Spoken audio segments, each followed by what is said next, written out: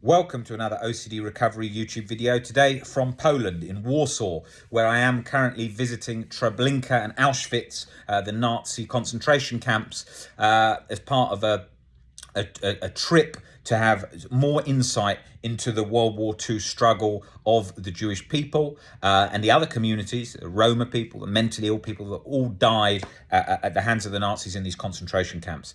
And so I came here because it's a trip that I've been meaning to do for a long time. But in life, in general, what we tend to do is we tend to have ideas of things that we want to do, and then it never comes top of the list until you actually say, well, we live only once and we've got to prioritize time.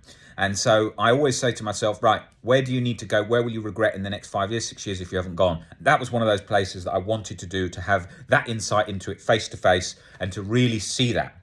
And that's why I'm here. And I have, obviously it's a difficult thing when you're doing a trip like this, because it's not where somebody, you say, oh, I'm going somewhere, and everyone says, oh, have a great time. Not going to have a great time. It's obviously a place that is a bleak, dark time in history, and seeing it is going to be an experience very similar. So it's going to be something that I'm expecting to find shocking, to find sort of overwhelming in terms of when you see that, to see the extent that humans got to, and how easily that can happen. And for those reasons, I'm here. And I've always been interested in World War II history, and the nature of my work is all about sort of looking deeply into perspectives and life and sort of life philosophies, and using that to improve both my life and other people's lives through shifts in perception, through looking at the worst case scenario, looking at acceptance, unconditional self-acceptance, taking meaning from suffering, which if you have a look at the book on our reading list, Man's Search for Meaning, one of the sort of best-selling books of all time on mindset by Viktor Frankl, who was a Holocaust survivor from Auschwitz, who lost a lot of his family. I will be thinking of that book and the quotes in that book, as I will be the quotes from Anne Frank, who also died in Auschwitz. Incredible depth of philosophy for a child. I'll be thinking all of that when I'm visiting tomorrow. Tomorrow I go to Treblinka, which is a Nazi death camp in a forest, and I imagine that will be a real eye-opener. It was somewhere that was destroyed by the Nazis at the end of the war, but they've created by sort of putting stones in the ground to represent all the people that died, and many other ways they've done it to show that area, and things that are left, remains of where the gas chambers were, and all these different parts to bring to life that moment in history, that time, to make sure we never get back to a position like that again, which we also easily can do as human beings. With hatred, we are capable, humans, as Jordan Peterson says, in any one of us to think that in the past we couldn't have been swayed in the wrong direction. People always put up their hands and say, oh, I would never have done that back then. But until you're in that situation, if you look at the evidence of science, more than likely all of us could have been swayed in the way that we wouldn't like to even imagine. So it's so important to remember that as a moment in history and to think about that. That's not from a harm OCD perspective of fear of doing something. This is to do with in terms of the general population, and how easily through hatred we could be influenced to cause another Holocaust, and why it's so important to see that. So I'm here because I like to see about perspectives, and I like to see about history, and I will be talking all about that over the next couple of days. And it's going to be a very interesting experience, and I don't know how I will feel doing that experience, and I will talk all about that. And so today I'm in Warsaw, incredible city, incredible people, incredible efficiency, just unbelievable place. And I've been today going around with the help of a very nice guide, just myself and him, going to see what's left of the Warsaw ghetto, which is small remains left, and seeing that. And that's been amazing, into getting an idea of the Jewish struggle at that time, and seeing what people experienced, and seeing the things that I remember from the films, like The Pianist, which is an incredible film, and seeing the struggle of Adrian Brody in that film when he was playing a pianist that was from Poland, a Jewish pianist, and during the times of the Warsaw Ghetto. So seeing those last remains, obviously because Warsaw has been rebuilt since then, it is great to get that perception and to see that hard, difficult times in life, what people overcame and what people died at the hands of the Nazis too, and seeing that and trying to take insight from that. And I always think that's a good thing to do with life. So I've been doing that today. I also went to a Gestapo prison this afternoon, which was another interesting experience, seeing how hard the life was in there and seeing all just very, very bleak tales of the people's lives at the hands of the SS in that prison. And that was also a very interesting thing that was I wasn't expecting to do, but as all these things go, if you're ever touring on sort of historical things and you have a guide or something, they come up with new ideas and then you go and do them. And in the nature of my work, I always like to sort of move towards those times in history that are dark and you can take great insight from, because that is what helps to develop the skills for OCD recovery and the information that I send, which I share with you guys, and for deeper philosophical insight for my own life.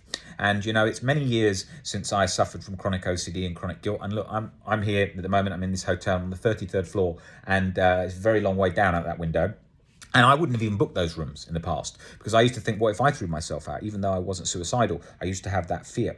And I used to put chairs against the door in case I sleepwalked out the door and then fell out of another window and all kinds of things. And it sounds funny now, but to those of you suffering from it, it certainly isn't funny. And you know the real difficulty that's involved in that, because you live that too. And so all those things, or existential, that used to get me hardcore. I used to go to a new country, I'd look out at the world and I'd think, God, all these humans, all these places, especially in somewhere like Auschwitz, which is very sort of existential, surreal experience, I imagine, to see these things. And you change. I used to think, oh, I feel so small and everything's so uncertain. Then I would cling to internal control, sparking that sort of fear cycle. And now that's completely irrelevant. That doesn't even come into my existence, my perception of life. But I thought I would cover that so you can see how that journey has developed over the years and how I see things now, as opposed to how I saw things then when I was in the midst of OCD suffering. So I will be back on here in the next couple of days talking all about my experience of going to those extermination camps, which I am, like I said, interested to see, but also very aware of the challenging feelings that come with seeing something like that, especially when you think of the fact that we are humans and these things can happen again, and thinking of all the people that lost their lives. I've many friends. I've many friends that I grew up with in the Jewish community that were also. I have a very good friend who's a family who survived Auschwitz, and I'm actually meeting a Holocaust survivor in the next couple of weeks who's 98, who escaped from one of the carts that was going to Auschwitz, where most people died because they were squashed together so tightly, and I will be meeting I'll be meeting him, and he escaped, I think, out through an air vent in the roof, pushed out by his parents, and then lived in a forest for about 3 months. And so I'll be meeting him, talking to him, hopefully about some of this stuff. But obviously at that age, he might not want to speak about that and the stuff he's gone through. But it will be an interesting experience. And I like to talk on here about all these different things, and look at life in this depth, because this is what changes things. OCD is a sort of latched on fear, surface level mechanism where you're caught in a fear cycle operating on one level, and then when you get under the surface and you get under those fears and you change perceptions, it unlatches and you don't feel that inner torment of chronic guilt and anxiety that we all know too well.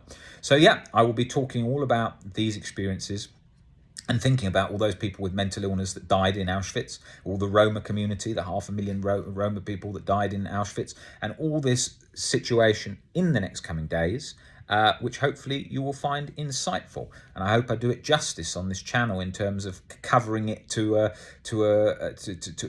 good detail and getting in on the depth of Viktor Frankl's work and so much that we cover on our reading list. I hope I managed to give enough insight to do the topic a good coverage on the topic. So yeah, that will be the next thing I will be doing, and I look forward very much to sharing that with you guys in the next coming days. It's going to be a pretty packed schedule, because obviously I have all the one-to-ones that we do still wherever I am, yeah, I've still got to do all of those. I haven't been able to do any face-to-face one-to-ones here whilst I'm in Poland, because there's too much with all the stuff that we do in relation to the webinars and the one-to-ones, as well as all these trips, because it's not something that is so easy to schedule around, because it's very early mornings and then having to travel to these places. So I will try and get everything covered, as well as the videos, so that you can have some insight along the journey and share that journey with me as I do this. And I know Nick would very much like to be here on this journey because he reads and studies so much of the history that I'm talking about here in relation to perspective shifts, particularly the likes of the works of Viktor Frankl, which is one of his favourite books on the reading list. And when I told him I was coming here, he very much wanted to be here, but he isn't here for obvious reasons. He's got a lot to do back in Colorado. But I will be sharing all about this journey on here, and I hope you guys find it insightful. So I will see you in the next couple of days. Take it easy, guys. See you later.